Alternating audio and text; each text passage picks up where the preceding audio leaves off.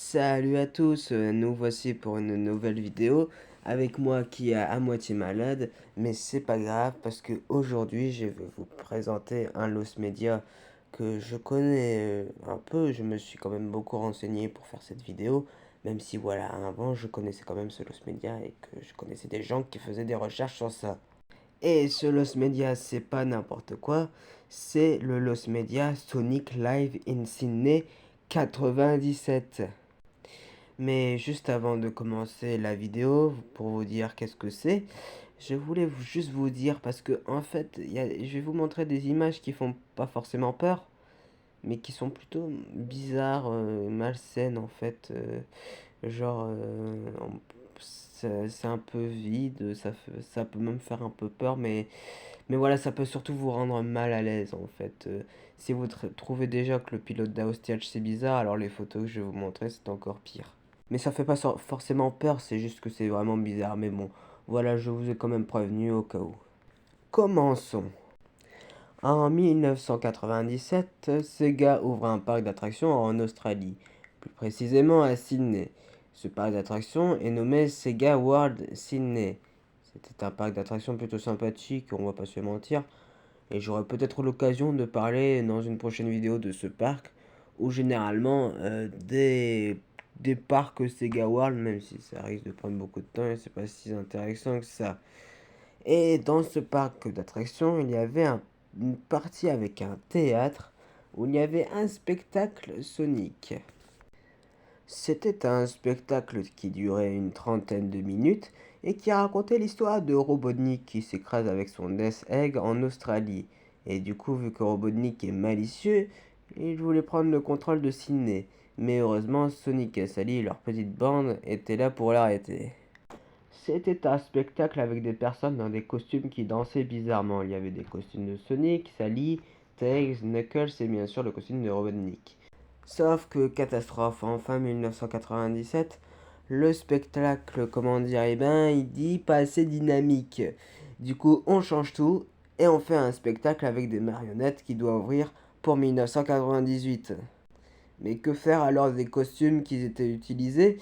Eh ben, celui de Sonic et de Sally ont été utilisés globalement dans le parc, mais va savoir ce qui est resté du costume de Robotnik, de Tails et de Knuckles. Mais comme je le dis, ils ont fait un spectacle avec des marionnettes. Alors c'était un peu différent, ça racontait par contre la même histoire. Et puis voilà, et finalement, en 1997, le théâtre ferme, et en novembre 2000, Sega Cineworld ferme ses portes.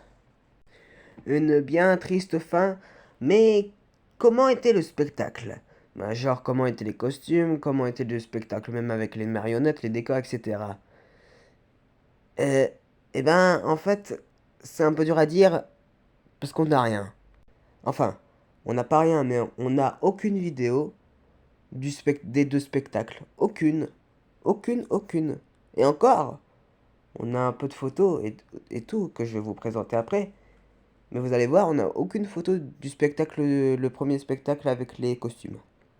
Et en parlant des photos, je vais vous en montrer plusieurs. On va commencer avec le premier spectacle, donc celui avec les costumes. Mais juste attention, on n'a presque aucune photo des, comment dire, des costumes qui étaient utilisés pour le spectacle.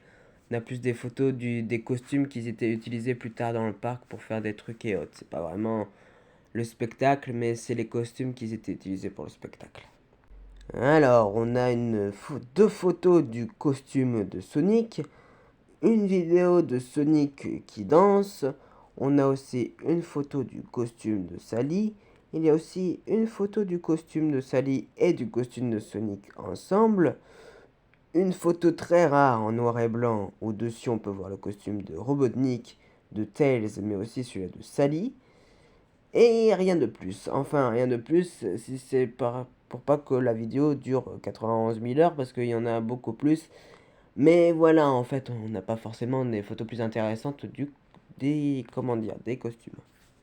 Mais alors, comment était le spectacle? En fait, on a une photo que je vous ai montrée de Sonic qui est sur le décor du spectacle.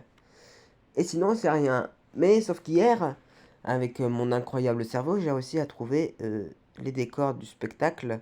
Enfin, ça m'a l'air tout d'être bien les décors du spectacle. Ou alors, il y a 3 photos. Enfin, c'est une vidéo, mais il y a 3 photos. Donc, à mon avis, ça doit être les photos du spectacle, parce que on peut voir quand même une photo de Sonic qui était sur ces décors. Du coup, voilà, je peux trouver ces photos, mais bon, voilà.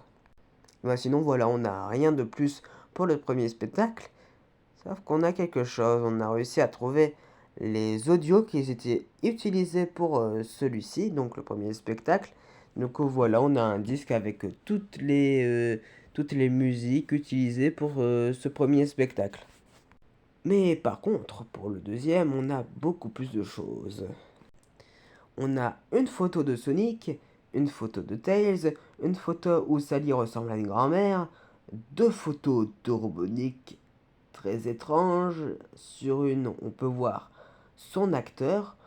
On remarque quand même que la marionnette Robotnik est plutôt grande, hein, ça on va pas se le mentir. On a aussi une photo de Sonic avec Tails et Robotnik. Sauf que la photo est un peu bizarre parce que Robotnik a sa tête penchée bizarrement et fait enfin, c'est bizarre, hein. Une photo de Gronder, apparemment c'est lui, j'ai du mal à y croire, mais apparemment. Une photo d'un oiseau rose. Une photo, je sais pas comment expliquer, de Sonic et Tails, non mais regardez-moi juste la tête de Tails, non mais ça va pas. Qu'est-ce que t'as pris ce matin au petit déjeuner, mon grand? Et le plus important, c'est qu'on a 2 photos du spectacle en lui-même. Sur ces 2 photos même, parce qu'il y en a une que j'ai découvert en fouillant un peu plus, on peut voir Sonic, Tails et les décors ainsi que les personnes qui jouaient dessus. Donc voilà, c'est les seules photos du spectacle qu'on a. Allez, on peut se redormir.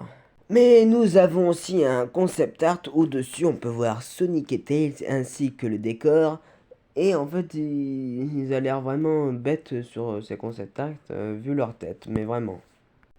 Et ben sinon, en fait, pour ce spectacle, c'est tout. Il n'y a pas grand-chose d'autre.